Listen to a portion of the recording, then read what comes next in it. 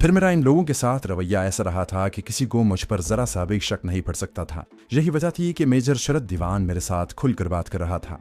हो सकता है वो अपने किसी करीब तरीन दोस्त के आगे भी ये बातें न करता। दोस्तों, आगे बढ़ने से पहले आपसे गुजारिश है कि अगर आपने अभी तक इस चैनल को सब्सक्राइब नहीं किया तो इसे सब्सक्राइब कीजिए और वीडियो पसंद आने की सूरत में इसे लाइक, शेयर और कमेंट करके हमें बताइए कि आपको हमारी वीडियो कैसी लगी। तो आइए कहानी की तरफ चलते हैं। मेरे सामने इसलिए कर रहा था कि वो जानता था कि मेरी जहाँ किसी से दोस्ती नहीं और मैं उसके सिवा और किसी से नागपुर में मिलता जुलता नहीं, और सबसे बढ़कर ये कि मैं उसके घर के एक फर्द की तरह था।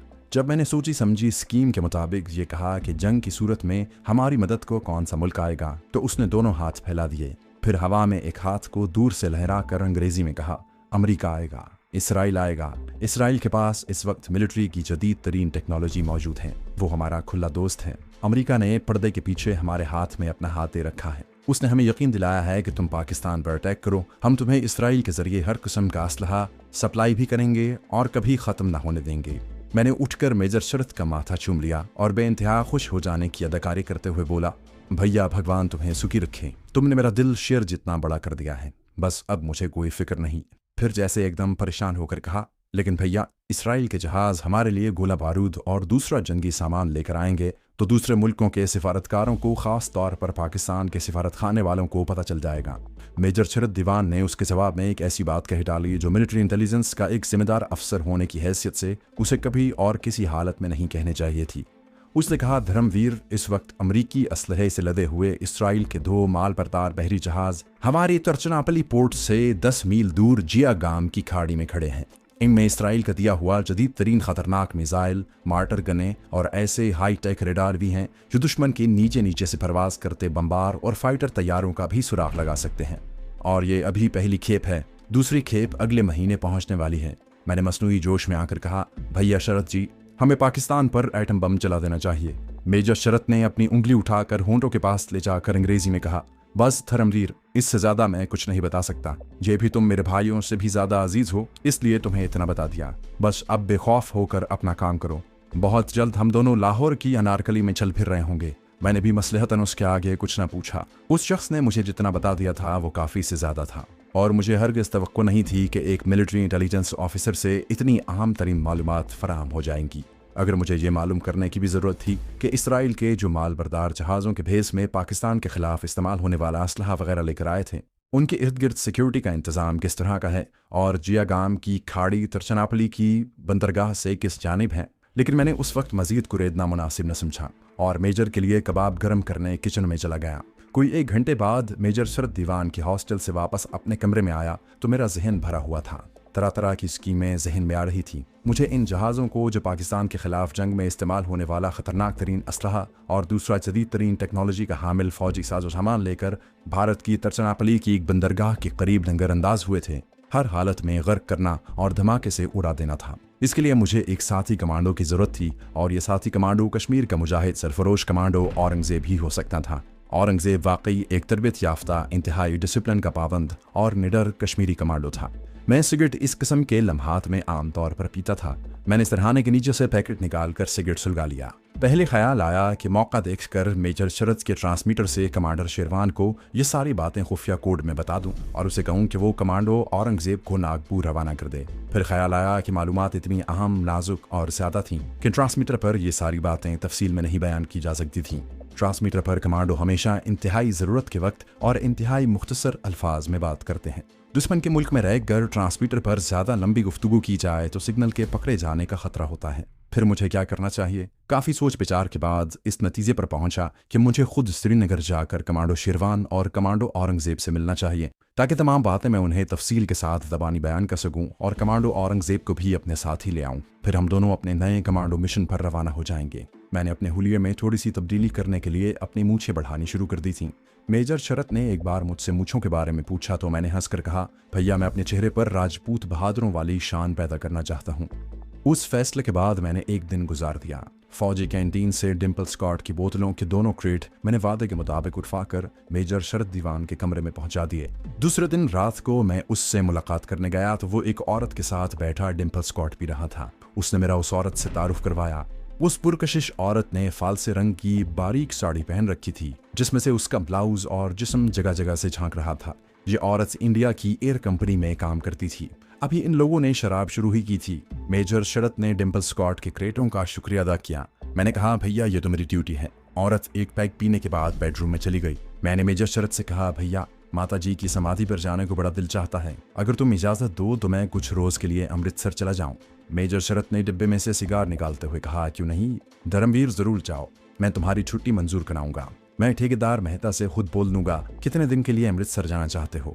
मैं जहन में अंदाजा लगाने लगा कि श्रीनगर जाने, वहां से कमांडो औरंगजेब को साथ लेकर तरचनापली तक पहुंचने और कमांडो एक्शन मुकम्मल करने में कितने दिन लग सकते हैं। मैंने मेजर से कहा, बस 1 महीने की छुट्टी मिल जाए तो मैं गुरदासपुर अपनी मौसी से भी मिलकर आऊंगा, कुछ दिन उनके पास गुजार लूंगा। उनकी शक्ल मेरी माता जी से बहुत मिलती है।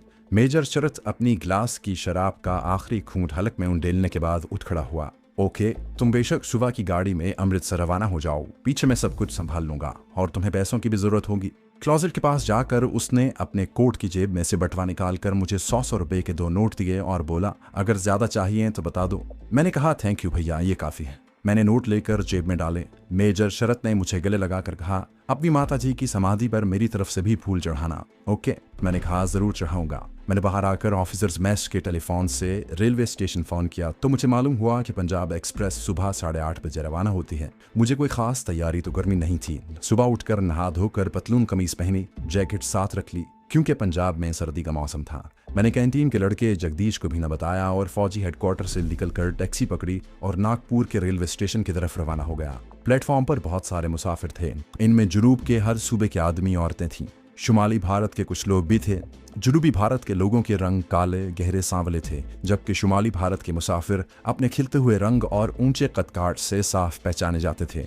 एक हल्का सा खतरा मुझे जरूर था कि कहीं यहाँ कोई ऐसा फौजी न मिल जाए जिसने मुझे ग्वालियर के टॉर्चर सेल में देखा हो, मगर ऐसी तवक्को कम ही थी। इतने में गाड़ी आ गई। मैंने इंटर क्लास का टिकट ले रखा था। डिब्बे में बैठ गया, गाड़ी चल पड़ी। शैतान की आंत की तरह लंबा सफर था। जिन लोगों ने ये सफर किया है वही जानते हैं कि आदमी ट्रेन में बैठे बैठे किस कदर तंग आ जाता है। उस जमाने में नागपुर भी महाराष्ट्र में शामिल नहीं था।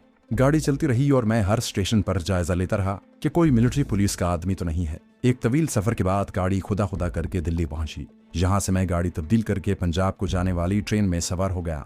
मुझे अमृतसर नहीं जाना था। अमृतसर मुझे क्या करने जाना था। मैं जालिंधर के स्टेशन पर उतर गया। यहाँ से जम्मू की तरफ जाने वाली एक लारी पकड़ी। जम्मू पहुंचा तो शाम हो रही थी। यहाँ मैं बड़ा मोहतात हो गया था और सर पर गुलूबंद लपेट लिया था ताकि पहली नजर देखने पर पहचाना न जा सकूं। दूसरे रोज मैं श्रीनगर पहुंच गया। मैं शहर से 3-4 मील पीछे एक पहाड़ी इलाके में लारी से उतर गया। जहां से मैं पहाड़ी घाटियों में से गुजरता हुआ कमांडो शेरवान के हाइड आउट में आ गया। कमांडो शेरवान और कमांडो औरंगजेब वहां मौजूद थे। मुझे देखकर दोनों ने गर्मजोशी से मुसाफा किया। मालूम हुआ कि औरंगजेब को दाएं बाजू पर शिमले की फौजी झड़प में गोली लगी थी, जिसका जख्म अभी ठीक हो गया था। कमांडो शेरवान ने पूछा, इतने दिन कहाँ फिरते रहे? भारतीय फौजी कैद से फरार कैसे हुए? मैं उन्हें अंदर तय खाने में ले आया। यहाँ आकर मैंने उन्हें अपनी सारी दास्तान सुनाई। जब मैंने उन्हें बताया कि मिलिट्री इंटेलिजेंस की रिपोर्ट के मुताबिक भारत पाकिस्तान पर भरपूर हमला करने वाला है और इसराइल और अमेरिका की तरफ से उसे भारी तादाद में असलहा और फौजी साजो सामान पहुंचना शुरू हो गया है, तो वो मेरी इस खुफिया इंफॉर्मेशन पर मेरा मुंह देखते रह गए। लेकिन मैं उन्हें बता चुका था कि मैं धर्मवीर के नाम से इंडियन मिलिट्री इंटेलिजेंस कोर के मेजर शरद दीवान के ज़ेरे साया नागपुर के फौजी हेडक्वार्टर की कैंटीन पर काम कर रहा हूँ। मैंने कहा, ये बात मुझे खुद मेजर शरद दीवान ने बताई है, जो एक जिम्मेदार अफसर हैं। उसकी तायद मिलिट्री इंटेलिजेंस का एक सिख कैप्टन कर चुका है। उसके बाद मैंने उन्हें इसराइल के इन 2 ट्रांसपोर्ट बहरी जहाज़ों के बारे में बताया जो भारी तादाद में अमरीकी और इसराइली असलहा लेकर आए थे। मैंने कहा, ये दोनों माल बरदार जहाज इस वक्त इंडिया के मशरकी साहिल की बंदरगाह तरचनापली की एक समंदरी खाड़ी से चंद मील के फासले पर चट्टानों की ओट में लंगरअंदाज हैं।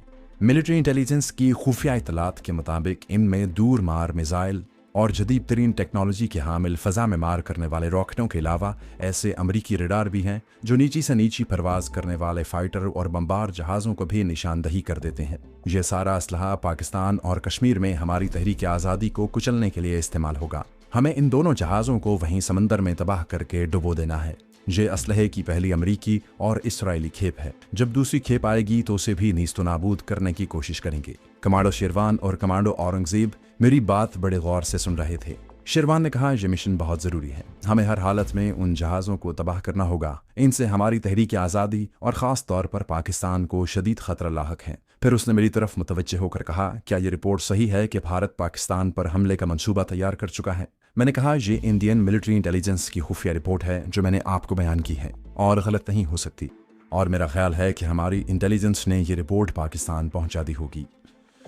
कमांडो औरंगजेब कहने लगा, तुमने इन इसराइली जहाज़ों को डुबोने की कोई स्ट्रेटजी तैयार की है? मैंने कहा, स्ट्रेटजी वहां चलकर तैयार कर लेंगे। इस वक्त मैं तुम्हें अपने साथ ले जाने आया हूँ, क्योंकि ये अकेले कमांडो का मिशन नहीं है। इसके लिए मुझे तुम्हारी ज़रूरत है। क्या तुम मेरे साथ चलोगे? कमांडो औरंगजेब ने जेब से सिगरेट का पैकेट निकालकर एक सिगरेट सुलगाया और बोला, ज़रूर चलूंगा। मैंने कमांडो शेरवान से कहा, लेकिन हमें इस मिशन के जहां से पूरा इंतजाम करके चलना होगा, क्योंकि तिरुचिरापल्ली एक नया शहर है। वहां हम किसी को नहीं जानते और उनकी तमिल जबान से भी नावाकिफ हैं। कमांडो शेरवान बोला, तुम लोगों को जिस चीज़ की ज़रूरत हो बताओ, वो तुम्हें मुहैया कर दी जाएगी। मैंने कहा, सबसे अहम चीज़ जिसकी हमें ज़रूरत है वो छोटी से छोटी और ज़्यादा से ज़्यादा धमाका खेज डिवाइस है, जो इतनी ताकतवर होनी चाहिए कि फौलाद की मजबूत चादर को भी फाड़ डाले। कमांडो शेरवान ने कहा, इसका इंतज़ाम हो जाएगा। मैंने कहा, बाकी जिस किस्म की असलहे मसलन ऑटोमेटिक पिस्तौल, ग्रेनेड वगैरह की ज़रूरत होती है, मैं नागपुर हेडक्वार्टर के एमुनिशन डिपो से उड़ाने की कोशिश करूँगा। अगर वहाँ से ना उड़ा सका तो मेजर शरत का ऑटोमेटिक पिस्तौल तो मैं किसी न किसी वक्त अपने कब्जे में कर सकता हूँ। कमांडो औरंगजेब ने सवाल किया, तिरुचिरापल्ली में क्या तुम्हारी नज़र में कोई ऐसी जगह है जहां हम अपनी खुफिया कमीनगाह बना सकते हैं? मैंने कहा, इसका बंदोबस्त हमें वहां जाकर वहां के माहौल का जायजा लेने के बाद करना पड़ेगा। ये शहर मेरे लिए भी नया है, लेकिन मैं तमिलनाडु के सूबे के लोगों के मिजाज से वाकिफ हूँ। कमांडो शेरवान बोला, हमें कब अपने कमांडो मिशन पर रवाना होना चाहिए? मैंने कहा, मैं एक दिन की भी ताखीर नहीं करना चाहता। मेरी खुफिया इतला के मुताबिक पाकिस्तान और कश्मीर के खिलाफ इस्तेमाल होने वाला असलहा और ख़तरनाक फौजी साजो सामान अभी तक इसराइली बहरी जहाज़ों पर ही लदा हुआ है। उन्हें उतार कर एमुनिशन में भी डंप किया जा सकता है। इस सूरत में ये असलहा तबाह करना हमारे लिए मजीद मुश्किल हो जाएगा। शेरवान ने कहा, ठीक है, तुम मुझे सिर्फ कल की मोहलत दे दो ताकि मैं अपने ख़ास आदमी के पास जाकर तुम्हारे लिए धमाका खेज डिवाइस वगैरह का इंतज़ाम कर सकूं। मैंने कहा, ठीक है, हम परसों रवाना हो जाएंगे। उसके बाद मैंने हाजी सनाउल्लाह डार की बेटी परवीन के बारे में पूछा कि क्या वो खैरियत से पहुंच गई थी, और उसके जवाब में भारतीय फ़ौज ने जहां क्या क्या जालिमाना कार्रवाइयाँ की। शेरवान ने कहा, भारतीय फ़ौज की गासिबाना कार्रवाइयाँ तो जारी रहती हैं और हम उनका मुंह तोड़ जवाब भी देते रहते हैं। हमारे 2 आदमी शहीद होते हैं तो हम भारतीय फ़ौज के 3 सिपाही हलाक कर देते हैं। हाजी साहब की बेटी खैरियत से पहुंच गई थी। तुम लोगों का कमांडो ऑपरेशन बड़ा कामयाब रहा। शाम को कमांडो शेरवान अपने खास आदमी से मिलने चला गया जो धमाका खेज असलहा वगैरह बनाने का माहिर था। वो रात गए वापस आया। सुबह उसने मुझे 30 लाई की माचिस की डिब्बिया के साइज के 12 डिवाइस दिए और कहा, इनमें से हर बम में इतनी ताकत है कि फटने के बाद ये 12 इंच मोटी फौलाद की चादर को भी फाड़ सकता है। इनमें मैग्नेट भी है, ये लोहे की किसी भी शय से चिपक जाएगा। मैं माचिस के साइज के इन बमों को गौर से देख रहा था। कमांडो शेरवान बोला, हर बम में एक छोटा सा हुक बाहर निकला हुआ है। इस बम को टारगेट पर लगाने के बाद तुम्हें सिर्फ इस हुक को नीचे कर देना होगा। हुक नीचे हो जाने के आधे घंटे बाद ये बम फट जाएगा। कमांडो औरंगजेब भी इन माचिस बमों का जायजा ले रहा था। कहने लगा, मेरे ख्याल में आधे घंटे का वक्फा मुनासिब रहेगा। मैंने कहा, हाँ, इसलिए कि ये बम हमें समंदर के अंदर ही अंदर तैर कर जहाज़ों के नीचे जाकर इनके पेंदों से चिपकाने होंगे। मेरी स्कीम तो यही है, आगे जो खुदा को मंजूर। जिस किस्म की सूरत हाल पैदा होगी उसके मुताबिक मंसूबा तैयार कर लेंगे। हमें अपने कमांडो लिबास की ज़रूरत होगी, लेकिन जे हम अपने साथ इतनी दूर नहीं ले जा सकते क्योंकि हमें भेस बदल कर यहाँ से निकलना होगा। ज़्यादा से ज़्यादा हम अपने कमांडो चाकू साथ रख सकते हैं। बाकी सारे मामलात टारगेट के पास पहुँच कर तय होंगे। मेरा ख्याल है हमें आज ही शाम को श्रीनगर से नागपुर की तरफ रवाना होना चाहिए। कमांडो शेरवान ने औरंगजेब की तरफ देखा। उसने अपने सीने पर हाथ रख कर कहा, मैं तैयार हूँ। उसने मुझसे पूछा कि हम किस किस्म के भेस बदल कर निकलेंगे। मैंने कहा, हम यहाँ से आम मजदूरों के लिबास में निकलेंगे, लेकिन अपनी पतलूने और जैकेट साथ रखेंगे। ये कपड़े हम दौरान सफर मौका देखकर पहन लेंगे। तीसरे पहर हमने चाय पी, अपने मिशन की एक तफसील का बगौर जायजा लिया। उसके बाद ऐसा लिबास यानी पुराने कुर्ते और पैजामे पहन लिए जो दिल्ली तक मेहनत मजदूरी करने वाले लोग आम तौर पर पहनते हैं। ऊपर हमने चादरें ले ली। कमांडो औरंगजेब ने सर पर ऊनी टोपी ओढ़ ली। मैंने गुलूबंद लपेट लिया। 6 माचिस बम कमांडो औरंगजेब ने अपने पास रख लिए और 6 मैंने। एक कमांडो चाकू भी हमने अपने लिबास के अंदर छुपा लिए। कमांडो शेरवान ने हमें इतनी रकम दे दी जो हम दोनों के लिए नागपुर और वहां से तिरुचिरापल्ली तक सफर के लिए काफी थी। सूरज गुरूब होने से पहले पहले हम अपने खुफिया हाइड आउट से चल पड़े। कमांडो शेरवान हमें छोड़ने अपने इलाके के आखिरी टीले तक आया। वहां उसने हम दोनों को गले लगाकर हमारे मिशन की कामयाबी की दुआ की और हम अल्लाह का नाम लेकर अपनी मंजिल की तरफ रवाना हो गए। हम दोनों तरबियत याफ्ता कमांडो थे, मजदूरों के भेस में थे। हमारी निगाहें दाएं बाएं सामने की तरफ भी देखती थीं और अपने अतब से भी हम होशियार रहते थे। मैंने मूंछें बढ़ा रखी थीं। यूं मेरी शक्ल थोड़ी बहुत तब्दील हो गई थी और दूर से एक नज़र देखने पर मुझे पहचाना नहीं जा सकता था। मैं यहाँ अपने खुफिया सफ़र की तफसीलात में नहीं जाऊँगा। यूं समझ लें कि हम जम्मू और जालिंधर की खुफिया पुलिस की निगाहों से बचते हुए दिल्ली पहुँचने में कामयाब हो गए। हम दिल्ली के स्टेशन से बाहर ना निकले। जहाँ से बाहर निकलना मेरे लिए ख़तरनाक साबित हो सकता था।